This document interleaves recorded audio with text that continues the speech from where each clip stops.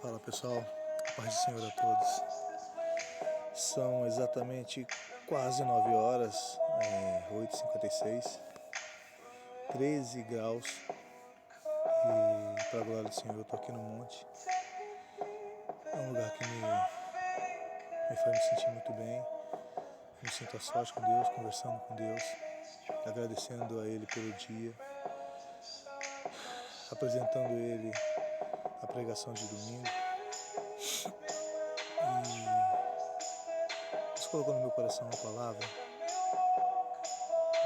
Na verdade eu estava meditando sobre um dos atributos de Deus, pouco falado. Esse atributo é a autossuficiência de Deus. Existem muitas pessoas dizem que Deus nos criou porque Ele se sentia sozinho. Ele nos criou porque Ele tinha necessidade de ter um relacionamento com a gente. Então Ele nos criou. Isso não é uma verdade. Deus ele não tinha necessidade de nos criar. Deus nunca foi sozinho.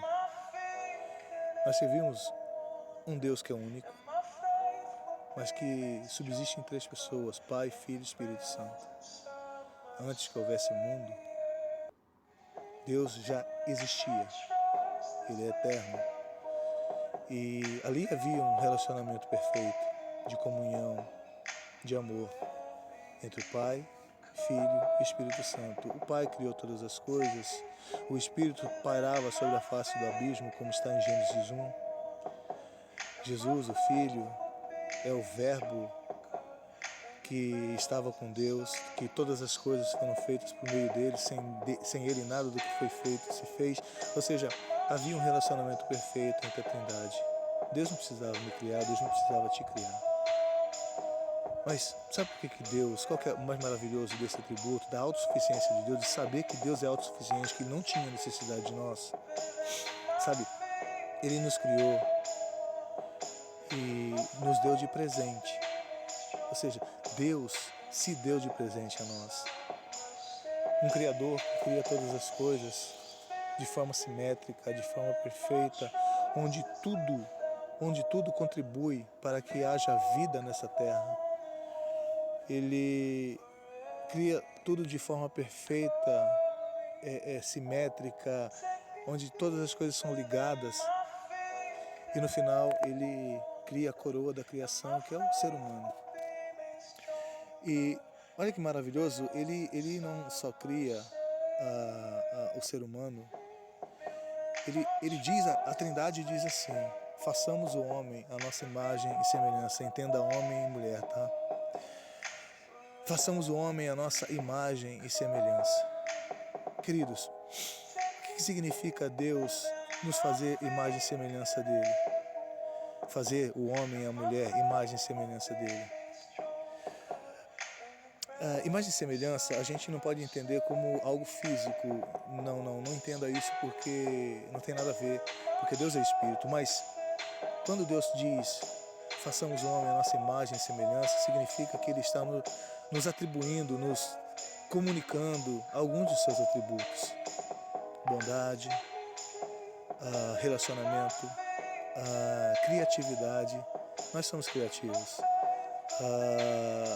Uma diferença muito grande de Deus. Deus cria todas as coisas do ex nihilo, do nada. Nós precisamos de algo para criar. Nós precisamos de matéria-prima para criar, mas Ele nos deu esse atributo: amor, santidade. E por que você já parou para pensar por que Ele nos criou a imagem e semelhança? Cara, simplesmente para que nós tivéssemos um relacionamento com Ele. Tanto que Adão e Eva, o primeiro homem e a primeira mulher, tinham um relacionamento com Deus. A palavra do Senhor em Gênesis vai dizer que Deus visitava o homem e a mulher na viração do dia. Havia um relacionamento perfeito, um relacionamento de amor, um relacionamento de comunhão, um relacionamento de obediência, de respeito. Mas infelizmente, o próprio homem, com a sua cobiça, ele quebrou esse relacionamento perfeito. Hoje nós temos um relacionamento com Deus, mas esse relacionamento ele é quebrado. ele é quebrado pelo pecado.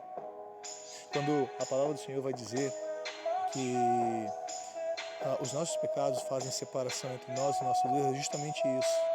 Deus, ele é santo, perfeito, então ele não pode ter relacionamento com o que é pecaminoso, com aquele que se rebela contra ele, com aquele que o trai, com aquele que mesmo diante da sua bondade o trai, vira as costas para ele.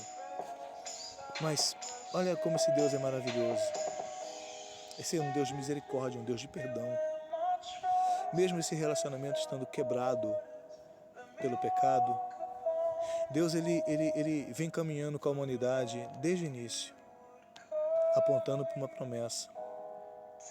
Deus vem tendo relacionamentos com o homem, mesmo que quebrado, mesmo que o homem estando em pecado, ele vem tendo esse relacionamento com seres humanos ao longo da história, e sempre prometendo que haveria um dia alguém viria para restaurar de uma vez por todas esse relacionamento. E há 2000 anos atrás, o próprio Deus, o Deus Filho, se fez carne e habitou entre nós. Lá naquela cruz, ele tem tanto significado, queridos. Naquela cruz, significa que Cristo pegou os nossos pecados, colocou entre si, assumiu os nossos pecados naquela cruz, todos eles, todos eles. E sofreu a justiça de Deus, sofreu a ira de Deus no nosso lugar, sofreu o castigo que nós merecíamos. Mas tem algo mais maravilhoso aí, mais maravilhoso, de igual maravilha. Ele não só assumiu os nossos pecados e pagou por eles. Ele, quando passou por essa terra, ele foi o ser humano justo, o único que não teve pecado, o único justo que passou por essa terra sem cometer um pecado sequer. E ali naquela cruz, quando ele está sendo esmagado pelos nossos pecados, é imputado em nós, é imputado em todo aquele que lança sua esperança em Cristo, que crê em Jesus Cristo, é lançado naquele que crê em Cristo a justiça do Filho. Então, o ser humano que crê em Jesus, vestido com a justiça de Cristo, ele pode se aproximar de Deus. Ele pode ter um relacionamento limpo com Deus, livre do pecado. Porque as coisas velhas passaram, o pecado se foi, Cristo vence Satanás, Cristo vence o pecado naquela cruz, Cristo vence até a morte. E todo aquele que lança sua esperança em Cristo vive na esperança de que pode se achegar a Deus, que aqui, vivendo nessa terra, pode ter contato com Deus, mas não porque essa pessoa merece, porque ela é uma pessoa santa, porque ela fez alguma coisa, nada, é um perdido, é um ferrado, é um pecador, mas em Cristo Jesus ele é mais que vencedor, em Cristo Jesus ele é uma nova criatura, e ele pode se achegar a Deus sem nenhum medo, sem nenhum tipo de impedimento, porque ele não está vestido com a sua justiça própria, ele está vestido com a justiça de Cristo, ele está vestido com a justiça daquele que foi perfeito e morreu pelos nossos pecados. E mais, esse que lança sua esperança em Cristo, ele sabe que um dia ele estará face a face com o Senhor, e ele vive por essa esperança, ele vive na esperança em saber que um dia ele retornará para o jardim. O homem, por conta do pecado, foi lançado fora do jardim. Cristo, com a sua justiça, nos coloca novamente no jardim. Nos coloca novamente em condição de ter um relacionamento verdadeiro com Deus. E uma lição que Deus me deu essa noite é o quanto nós desprezamos esse relacionamento. O quanto nós nos preocupamos com coisas fúteis deste mundo, com dinheiro, com sucesso, com sexo, com corpos sarados. E nós não temos tempo para conhecer esse grande amor, para conhecer esse Deus. Mas só que quando chega a dor, quando chega um dia que esse vazio que há no nosso coração, que é do tamanho de Deus, vai cobrar, nossa alma vai cobrar. Ei, Tem algo a mais do que isso, do que essa futilidade deste mundo. Tem algo mais. E eu quero esse algo mais, só que você não vai poder dar essa resposta para a tua alma. Agora, o único que vai poder dar resposta para a tua alma é Cristo. Esse vazio é do tamanho de Cristo. Neste mundo nós podemos viver sim, felizes. Nós podemos buscar as coisas, sim, não estou dizendo isso, que você não pode ser uma pessoa que busque melhores coisas, mas a questão é motivação. Eu quero melhores coisas neste mundo para ostentar, para parecer melhor que as outras pessoas? Ou eu quero conquistar as coisas neste mundo para que tudo isso venha contribuir para o avanço do reino de Deus, para a glória do Senhor, para que Ele seja glorificado? Queridos, eu acho que a gente perde muito tempo ouvindo o mundo. A gente perde muito tempo tentando ser uma pessoa de sucesso. Mas a gente esquece que a nossa alma tem sede de Deus. Que existe algo dentro de você chorando, clamando por um Deus. Que nos momentos que você está triste, no momento que você está longe da bebida, longe das drogas, no momento que você está longe da farra, da mulherada, da bagunça, no momento que você está longe das coisas deste mundo, você percebe um vazio tão grande.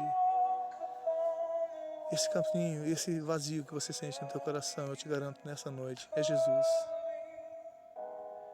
Primeiro, se você está se sentindo triste essa noite, se você está perdido, mesmo em meio à multidão te abraçando, você está perdido, você se sente só. Dobre o teu joelho e faça uma oração. E diz: Senhor Jesus, eu não te conheço. Eu ouço falar do Senhor, mas eu não te conheço. Me dê a oportunidade, se mostre a mim. Se mostre a mim. Traga alguém para que possa falar desse grande amor, para que a minha vida venha fazer sentido, porque a minha vida sem ti é totalmente sem sentido. Por mais que eu tente achar sentido para ela não tem sentido nenhum para mim. Me ajuda a te conhecer. Eu tenho certeza que Jesus vai se mostrar a você. E Ele vai te mostrar o caminho até Ele. Que essa palavra possa falar ao teu coração, querido. Em nome de Jesus. Amém.